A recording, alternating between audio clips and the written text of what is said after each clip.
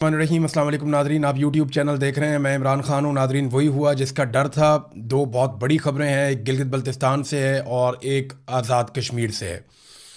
रावलाकोट लहूलुहान हो गया है। पाकिस्तान की एस्टेब्लिशमेंट ने जो खेल खेला उसका नतीजा निकला है और इंतहाई अफसोसनाक इत्तलात आ रही हैं रावलाकोट से। यहाँ पे सिक्योरिटी फोर्सेस के लोग जो हैं वो भी शहीद हुए हैं, आम शहरी बहुत बड़ी तादाद में शहीद हुए हैं और रात गए वहाँ पे कार्रवाई डाली गई जिसके नतीजे में ये सारा इंसिडेंट हुआ है।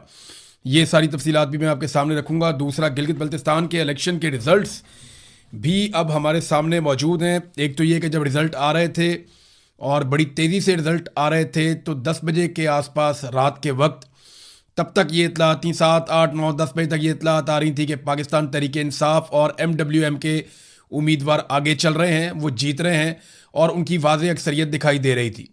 लेकिन उसके बाद नताइज रोक दिए गए। नताइज रोकना एक मरतबा फिर इस बात का सबूत है कि पाकिस्तान की मिलिट्री एस्टेब्लिशमेंट सारा कुछ करने के बावजूद अवाम को कायल करने में कामयाब नहीं हो सकी। और गिलगित बल्तिस्तान के लोगों ने ना सिर्फ अपनी मजबूरियों को एक साइड पे रखा, क्योंकि देखिए उनकी मजबूरी होती है कि उन्होंने वफाक में हुकूमत में मौजूद जमातों को वोट डालना होता है। वो पीपल्स पार्टी और PMLN को वोट डालेंगे तो उन्हें फ़ंड मिलेंगे, उनका इलाका चलेगा, उनके कारोबारी ज़िंदगी, उनके मामला चलेंगे। और अगर वो अपोजिशन को वोट डाल देंगे तो उन्हें कोई फ़ायदा उससे नहीं मिलेगा। और ये उनको दिखाई भी दे रहा है कि जब तक पाकिस्तान में ये सेटअप है या मिलिट्री एस्टेब्लिशमेंट इस रविश पे कायम है तब तक वो पाकिस्तान तहरीक इंसाफ को आने भी नहीं देंगे। इसके बावजूद गिलगित बल्तिस्तान के लोगों ने हैरान कर दिया। जितने बड़े पैमाने पर वो निकले, उन्होंने निकल कर वोट डाला। इसकी तवक्को ना पीपल्स पार्टी को थी ना PMLN को थी। तो टर्न आउट ज़्यादा होने का फ़ायदा पाकिस्तान तहरीक इंसाफ को होना था, वो हुआ। ख़वातीन ने हैरान किया, बड़ी तादाद में ख़वातीन ने निकल कर जो वोट डाला वो पाकिस्तान तहरीक इंसाफ को उसका फ़ायदा हुआ। और जैसे एक खामोश वोटर थे जो बता नहीं रहे थे कि वो यहाँ वोट करेंगे या वहाँ वोट करेंगे, उन्होंने काफ़ी चीज़ें तब्दील कर दी। सारा दिन गहमा गहमी जो है वो हम पाकिस्तान तहरीक इंसाफ के कैंप्स में देखते रहे और हु का आलम था PMLN के कैंप्स में। ख़ास तौर पे पीपल्स पार्टी के लोग तो फिर भी दिखाई दे जाते थे और वो पता चलता था कि पीपल्स पार्टी की गहमा गहमी हो रही है, उनकी एक पोलिटिकल एक्टिविटी चल रही है। लेकिन PMLN के कैंप्स में नवाज शरीफ के जाने के बावजूद, यानी नून लीग ने अपना सबसे तगड़ा मोहरा मैदान में उतारा था, तो अमली तौर पे तो वो अब पाकिस्तान मुस्लिम लीग नून जो है वो आसिम मुनीर साहब की पार्टी है। नवाज शरीफ साहब तो बराए नाम ही अब उसके सरबराह रह गए हैं, अब उनकी तो हैसियत कोई नहीं है। लेकिन नवाज शरीफ को मैदान में उतारने के बावजूद कोई कामयाबी नहीं हुई और नवाज शरीफ साहब ने जो कुछ किया उसके बाद एस्टेब्लिशमेंट की जानिब से जो सख्त पैगाम आया मियाँ नवाज शरीफ साहब के लिए, और वो सख्त पैगाम मौसूल करने के बाद मियाँ साहब को वहाँ से निकाला गया और उनके प्रोग्राम कैंसिल किए गए। फिर मियाँ साहब को पाकिस्तान से बाहर भिजवा दिया गया और मियाँ साहब के प्रोग्राम कैंसिल होने के बावजूद और मियाँ साहब के वहाँ जाने के बावजूद, बहुत सारे वादे और दावे करने के बावजूद, गिले शिकवे करने के बावजूद, रोना धोना करने के बावजूद, गिलगित बल्तिस्तान के लोगों ने मुस्लिम लीग नून को रिजेक्ट किया है और मुस्लिम लीग नून तो दूसरे नंबर पे भी नहीं आई। जबकि पाकिस्तान पीपल्स पार्टी को कुछ ना कुछ करके जितवाने की कोशिश की जा रही है। पीपल्स पार्टी ने इस मरतबा एक नया काम किया, वो ये कि रोला भी डालो और इलेक्शन में सीटें भी लो। यानी वो रोला भी डालते थे कि ये गलत हो रहा है, वो गलत हो रहा है, यहाँ धांधली हो रही है, वहाँ धांधली हो रही है, ये ज्यादती हो रही है, वो ज्यादती हो रही है। रोला भी डालते थे ताकि वो विक्टिम अपने आप को साबित करे। पुराना तरीका वारदात है इनका। इसी तरह ये भुट्टो के नाम के ऊपर वोट लेते हैं जरदारी सारे मिलके। तो पीपल्स पार्टी जो है वो रोना धोना भी करती रही और साथ में उन्होंने फार्म 47 वाली कार्रवाई भी डाली। जबकि PTI के जो उम्मीदवार जीत रहे थे, खास तौर पे जो खालिद खुर्शीद की वालदा है, वो बड़ी वाज़ेह अक्सरियत से वो आगे चल रही थी और वो इलेक्शन जीत रही थी, लेकिन फिर उनको हरवा दिया गया इलेक्शन। और खालिद खुर्शीद की वालदा को हराना बहुत ज़रूरी था एस्टेब्लिशमेंट के लिए, क्योंकि इसमें एक पैगाम था। जैसे उस्मान डार की वालदा को हराया गया, जैसे यास्मीन राशिद साहिबा को हराया गया, जैसे परवेज़ लाई की अहलिया को इलेक्शन हरवाया गया, ईमान ताहिर सादिक जो हैं उनको भी ऐसे ही इलेक्शन हराया गया। और बहुत सारी खवातीन हैं जिनके साथ इलेक्शन में बड़ी ज़्यादती की गई है। रावलपिंडी से कुछ खवातीन खड़ी हुई, कुछ पंजाब से खड़ी हुई, तो इनको ज़बरदस्ती इलेक्शन हरवाया गया था। ऐसे ही खालिद खुर्शीद की वालदा को भी इलेक्शन हरवाया गया। पाकिस्तान तहरीक इंसाफ ने, इमरान खान साहब ने जेल में रहते हुए भी वो कामयाबी हासिल की है कि एस्टेब्लिशमेंट के पसीने छुड़वा दिए।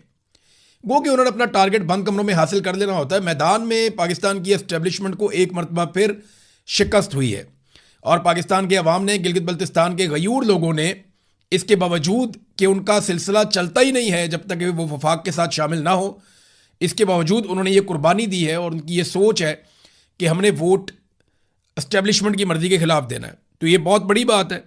और अगर यहाँ पे 2 नंबरी ना की जाती तो पाकिस्तान तहरीक इंसाफ सबसे बड़ी जमात हो सकती थी इन इंतखाबात के नतीजे में। अच्छा, इसमें अब पाकिस्तान तहरीक इंसाफ के लोगों ने मुतालबा किया बैरिस्टर गौर से कि आप आएँ और विक्ट्री स्पीच दें, लेकिन बैरिस्टर गौर ने ऐसा नहीं किया। सलमान अकरम राजा साहब ने ये अनाउंस कर दिया था कि हमें भारी अक्सरियत मिल रही है और तमाम लोगों को मैं मुबारकबाद देता हूँ, लेकिन विक्ट्री स्पीच पाकिस्तान तहरीक इंसाफ ने नहीं की। और अभी तक जब मैं ये वीलॉग रिकॉर्ड कर रहा हूँ तो नताइज तब्दील करने का सिलसिला जारी है और मुझे ऐसा लगता है कि जब मुकम्मल रिजल्ट आएंगे तो सूरत हाल बदल गई होगी। पाकिस्तान पीपल्स पार्टी ने सादा अक्सरियत मांगी है कि हमें दी जाए और शायद उन्हें दे भी दी जाए, क्योंकि 3 चीज़ें उनसे दरकार है पाकिस्तान पीपल्स पार्टी से। नंबर 1, पाकिस्तान पीपल्स पार्टी से 28वीं तरमीम में मदद चाहिए पाकिस्तान की इस्टेब्लिशमेंट को। नंबर 2, ये बजट जो अभी आ रहा है इसमें मदद चाहिए, इसमें दिफाई बजट और बाकी चीज़ों में बहुत इजाफा भी करना है। और नंबर 3, कश्मीर के मामले के ऊपर जो इस वक्त बहुत बड़ा ब्लंडर इस्टेब्लिशमेंट से हो गया है, उसमें पाकिस्तान पीपल्स पार्टी की अनकंडीशनल सपोर्ट चाहिए होगी। नून लीग का तो बट्टा ही बैठ गया, बिल्कुल ही बेड़ा गर्क हो गया। नवाज शरीफ साहब के आने के बावजूद नून लीग को कुछ फ़ायदा नहीं हुआ। मीडिया नॉर्मली ट्रांसमिशंस किया करता था जीबी के इलेक्शंस के ऊपर, कश्मीर के इलेक्शंस के ऊपर, लेकिन वो भी चीज़ें हमें दिखाई नहीं दी। यानी मीडिया को भी दीवार के साथ लगाया गया, उनको इजाज़त नहीं थी कि आप खुलकर चीज़ों को रिपोर्ट करें या चीज़ों के बारे में बताएं। भारत कैदी नंबर 804 जिसकी मुलाकातें भी बंद हैं, जिसकी एक आंख भी हुकूमती ज़राए के मुताबिक ज़ाया कर दी गई है, जिसके साथ जुल्म और जबर का एक सिलसिला जारी है, उस कैदी नंबर 804 ने जेल की सुलाखों के पीछे से बैठकर एक मरतबा फिर पाकिस्तान के निज़ाम को, एस्टेब्लिशमेंट को शिकस्त दी है। लेकिन आपको पता है कि वो हार जाते हैं, लेकिन हार नहीं मानते। वो हार जाते हैं, बार बार हारते हैं, अवाम उन्हें बार बार शिकस्त देते हैं, लेकिन इसके बावजूद वो धांधली करके, बेईमानी करके, फ्रॉड करके किसी ना किसी तरह अपनी बका के लिए कोशिश करते रहते हैं। पीटीआई ने तो आज जश्न भी बहुत मनाया और पीएमएलएन और पीपल्स पार्टी की शक्लें देखने वाली थी। आज से चंद दिन पहले जिस तरह ये एक दूसरे को गालियां दे रहे थे, एक दूसरे को बुरा भला कह रहे थे, वो कह रहा था तू करप्ट है, वो कह रहा था तू करप्ट है, वो कह रहा था लाहौर बर्बाद हो गया, वो कह रहा था कराची बर्बाद हो गया, वो कह रहा था तुम लोगों ने ये खाया वो किया, तुमने बेनजीर इनकम सपोर्ट प्रोग्राम में करप्शन की, वो कह रहा था तुमने बिजली के कारखानों में करप्शन की, वो कह रहा था तुम्हारी हुकूमत जाली है, वो कह रहा था तुम फॉर्म 47 के ऊपर आए हो। एक दूसरे को बुरा भला कह रहे थे, लेकिन जैसे ही पोलिंग का वक्त खत्म हुआ तो ये सारे इकट्ठे होकर बैठ गए और इनकी शक्लों के ऊपर 12 बजे हुए थे। तस्वीर आप देखें, यानी इनकी शक्लें बता रही हैं कि इनके साथ क्या हुआ। उधर पाकिस्तान तहरीक इंसाफ के आप देखें प्रोग्राम, वो जश्न मना रहे हैं उसके बाद कि हमने इलेक्शन जीत लिया, अब रिजल्ट ये जो भी करें। अब देखना यह है कि गिलगित बल्तिस्तान के लोग और पाकिस्तान तहरीक इंसाफ की क़यादत इसके ऊपर किस तरह का रद्द-ए-अमल देती है। जिस तरह एक मरतबा फिर उनका इलेक्शन, चलो पूरा चोरी नहीं हुआ तो बहुत बड़े पैमाने पे उनका इलेक्शन चोरी हो गया है, देखते हैं वो इसके ऊपर किस किस्म का रद्द-ए-अमल देते हैं। नादरीन, अब चलते हैं आज़ाद कश्मीर की सूरत हाल पे, जो इंतहाई अफसोसनाक है और बहुत ही तशवीशनाक खबरें जो हैं वो आज़ाद कश्मीर से आ रही हैं। रावलाकोट ये एक ऐसा इलाका है जहाँ से बड़ी सख्त मुज़ामत होती है हमेशा, और यहाँ के लोग बड़े सख्त जान हैं, बड़े मजबूत लोग हैं और बड़े बहादुर लोग हैं।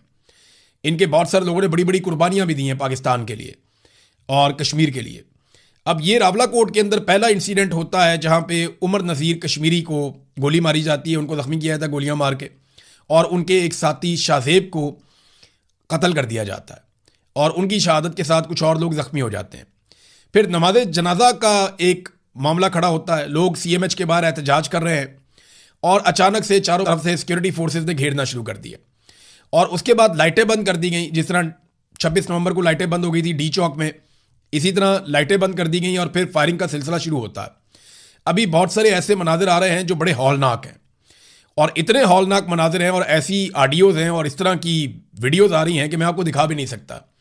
यानी मैं खुद वो देख रहा था तो मैं नहीं देख पा रहा था कि इस किस्म की बर्बरियत क्या आज़ाद कश्मीर में हो सकती है। हम मकबूजा कश्मीर में कभी ऐसी चीज़ों की तवक्को नहीं कर रहे थे जो आज़ाद कश्मीर में हो गया है।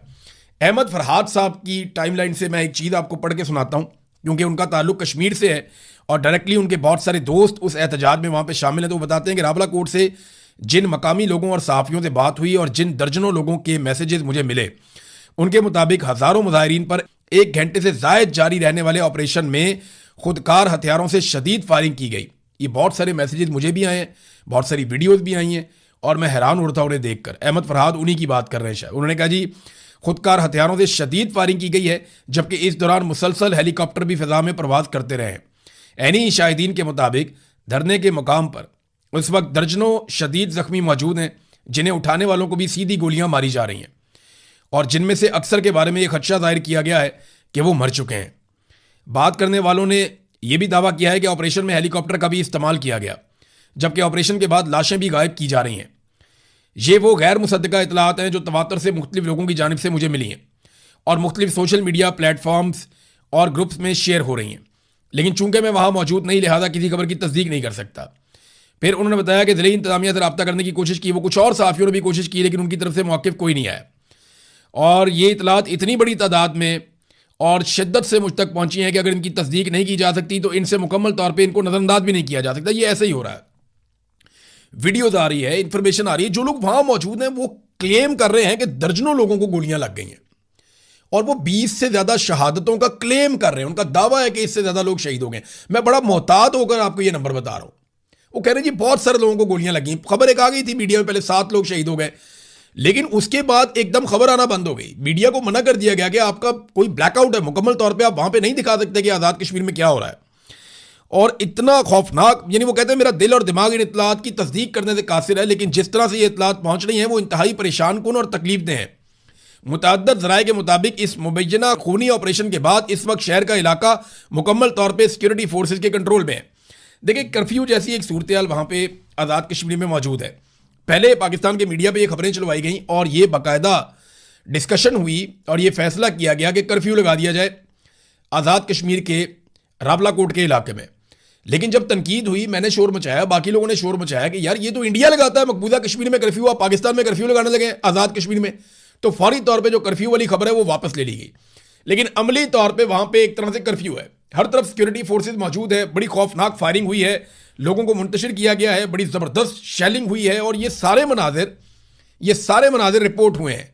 कश्मीरी सहाफ़ी हैं काशिफ मीर साहब, वो जो है उन्होंने रिपोर्ट किया कि रावलाकोट शहर पर सिक्योरिटी फोर्सेज का मुकम्मल कंट्रोल। रात के वक्त ग्रैंड ऑपरेशन में 20 से ज़ायद नई अमवात की गैर मुसद्दका इतलात उनके पास भी हैं। और वो ये कहते हैं कि CMH के सामने जारी अवामी धरने के मुकाम पर रात गए सिक्योरिटी फोर्सेज की जानिब से बड़े पैमाने पर ऑपरेशन किया गया और ख्वाजा काशिफ मीर से कुछ ऐनी शाहिदीन ने गुफ्तगू की और उन्होंने बताया सिक्योरिटी फोर्सेज के ऑपरेशन के बाद शहर के तमाम अहम मकामात पर सिक्योरिटी फोर्सेज ने कंट्रोल हासिल कर दिया है। बहुत सारी नई अमवात हुई हैं और दर्जनों जख्मियों की इतलात सामने आ रही हैं।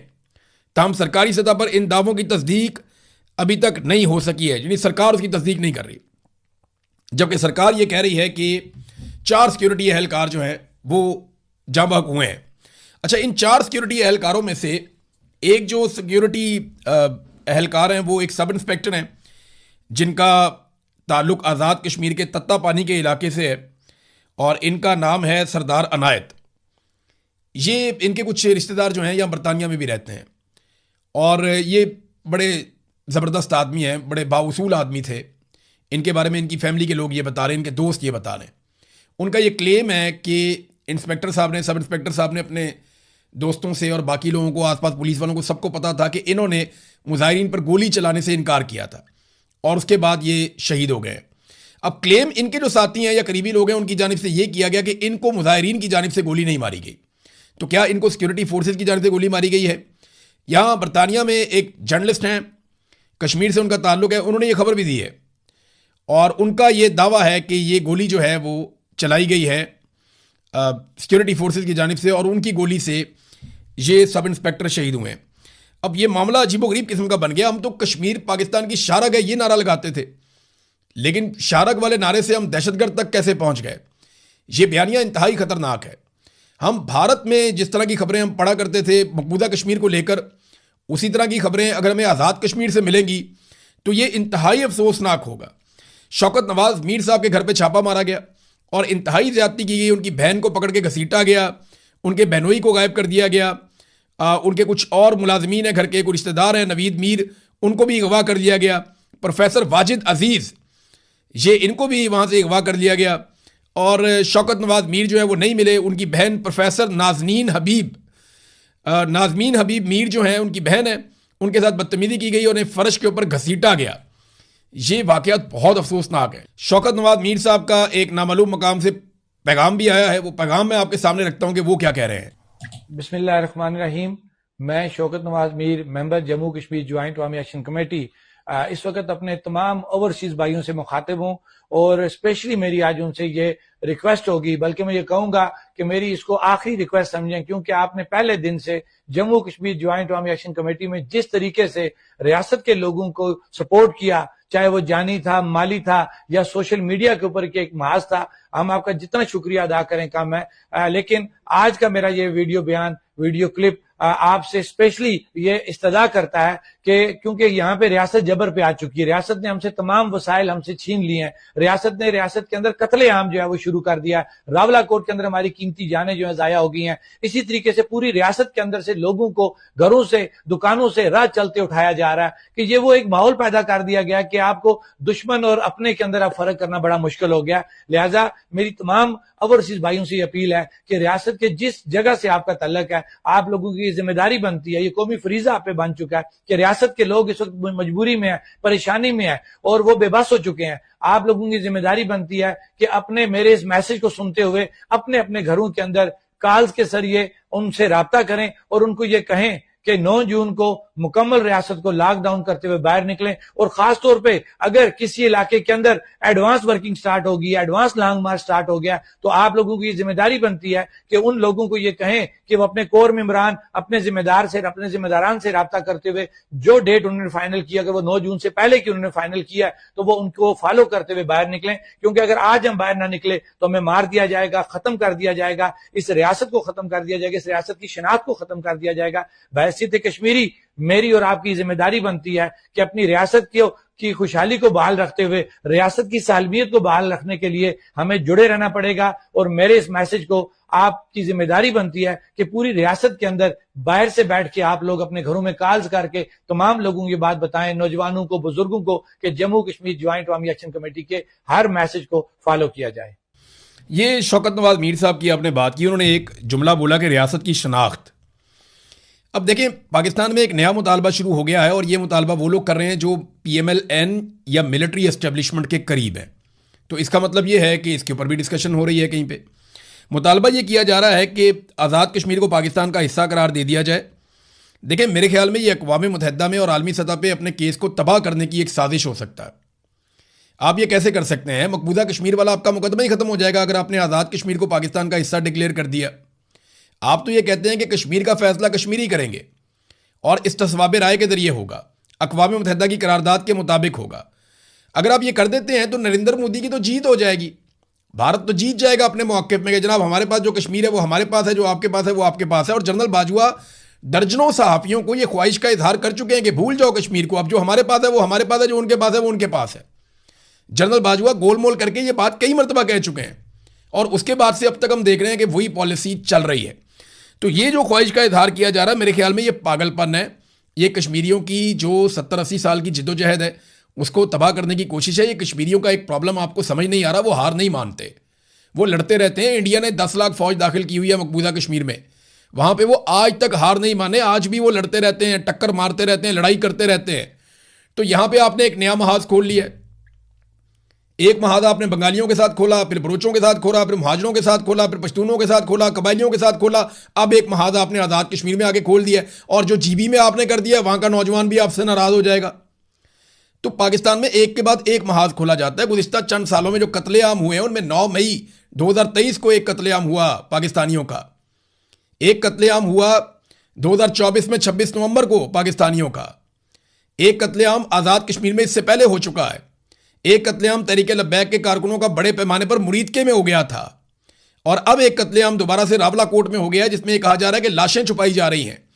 मालूमात देखें हमें तब मिलेंगी जब ज्वाइंट अवामी एक्शन कमेटी कोई मौक़िफ़ देगी और बताएगी कि कितने लोग शहीद हुए और कितने लोग जख्मी हुए।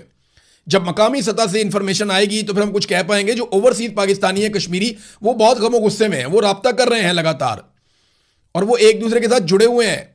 मुझे ऐसा लगता है कि पूरी दुनिया में जहां जहां कश्मीरी मौजूद हैं वो बड़े ज़ोरदार तरीके से आवाज़ उठा भी रहे हैं और आगे उठाएंगे। तो पाकिस्तान की रियासत के लिए इससे बदनामी है, कोई फ़ायदा नहीं है, नेक नामी नहीं है। हम कश्मीर पे अपना केस कमज़ोर कर रहे हैं। और देखें ये 12 नशिस्तें जो हैं मुहाजिरीन की, ये मामला क्या है? ये नशिस्तें को बुरी बात तो नहीं है, ये तो आपने सिंबॉलिकली दिया हुआ था और बड़ी अच्छी बात थी। लेकिन इन नशिस्तों को पाकिस्तान की एस्टेब्लिशमेंट ने जिस तरीके से हुकूमतें गिराने और बनाने के लिए इस्तेमाल किया, जिस तरह से अपनी कठपुतली सरकार बनाने के लिए हमेशा इन नशिस्तों को इस्तेमाल किया, इन नशिस्तों के गलत इस्तेमाल ने इनको खत्म करने का मुतालबा शुरू करवा दिया। अब वो कहते हैं इनको खत्म करो भाई, इनका हमेशा गलत इस्तेमाल किया जाता है। हमने नेक नियति थी कि शामिल करें, लेकिन आपने जो हमारे साथ किया, पीठ में बार बार खंजर घोंपा, बार बार आपने हमारी हुकूमतें गिराई और बनाई इन्हीं 12 कठपुतलियों के जरिए से, तो इनको खत्म करें। अब उनका मुतालबा जायज लगता है, क्योंकि इस्तेमाल आपने उस चीज का इंतहाई गलत किया, और वो गलत इस्तेमाल की वजह से हम यहां पे खड़े हुए हैं। आपको मैं एक चीज दिखाता हूं, ये देखें जरा, आप ये डाटा देखें। अभी जो आज़ाद कश्मीर में वज़ीर ख़जाना पेशावर से, वज़ीर ट्रांसपोर्ट रावलपिंडी से, वज़ीर जंगलात नारोवाल से, वज़ीर खुराक गुजरात से, स्पोर्ट्स का जो है वो मुल्तान से, वज़ीर मजहबी अमूर और औकाफ रावलपिंडी से, वज़ीर सनत व तजारत और मजदूरों की बहबूद, ये वजारतें जो हैं ये आपके अटक से हैं। फिर वज़ीर इन्वायरमेंट जो है वो लाहौर से है। अब मुझे आप बताएं ना कि सारे वज़ीर उठा के आपने मुख्तलिफ शहरों से, या पंजाब से आपने, या एक आधा पेशावर से, आपने वो सारे वजीर उठा के आपने वहां लगाए हुए अहम तरीन वजारतों के ऊपर आज़ाद कश्मीर में। तो ये कठपुतलियों के जरिए से पूरे निज़ाम को कंट्रोल किया जा रहा है। ताहिर अशरफी ने एक चैलेंज दिया। अब ये मैदान में हमेशा जब भी एस्टेब्लिशमेंट किसी मामले में आती है तो ताहिर अशरफी को फौरन मैदान में उतारा जाता है। ताहिर अशरफी ने चैलेंज दिया कि जनाब आप जाके इलेक्शन लड़ें, एक्शन कमेटी का मौक़िफ़ इतना मजबूत है तो इलेक्शन में जाएं और जीत कर आएँ। ये वो आदमी चैलेंज कर रहा है जिसने अपनी पूरी ज़िंदगी में कोई इलेक्शन नहीं लड़ा और ना ही लड़ सकता है। ताहिर अशरफी साहब काउंसलर का इलेक्शन नहीं लड़ सकते, और ये एक्शन कमेटी जैसी बड़ी अवामी ताकत को ये कह रहे हैं कि जाओ और जाके इलेक्शन लड़ो। अंदाजा करें कि क्या पिद्दी और क्या पिद्दी का छोड़वा। ये जब भी एस्टेब्लिशमेंट किसी के सर पे हाथ रखती है ना, तो वो उछल उछल के जैसे बातें करते हैं लोग, मैं हैरान होता हूं। अब नादरीन, ये इंतहाई अफसोसनाक खबरें और वाक़यात हैं, इनकी तस्दीक जैसे जैसे होगी हम आपके साथ शेयर करेंगे, और आज दिन में बहुत सारी चीज़ें हमारे सामने आएंगी। शाम तक हमें वेट करना पड़ेगा। कुछ इंटरनेशनल फ्रंट पे बहुत बड़ी बड़ी खबरें हैं, लेकिन पाकिस्तान में जो हो रहा है, अब क्या कहा जाए। तो एक तो जीबी का पूरा रिजल्ट आने दें, और उस पर पीटीआई का मौक़िफ़ आने दें, या जो उम्मीदवार जिनके साथ ज्यादती हुई उनका मौक़िफ़ आने दें, और फिर जो रावला कोर्ट में हुआ वो पूरी कहानी खुलने दें। रात के अंधेरे में जो किया गया, दिन की रोशनी में पता तो चलेगा ना। हम आपके सामने रखेंगे। अब तक के लिए इतने, अपना ख्याल रखिएगा, अपने इस चैनल का भी। अल्लाह हाफ़िज़।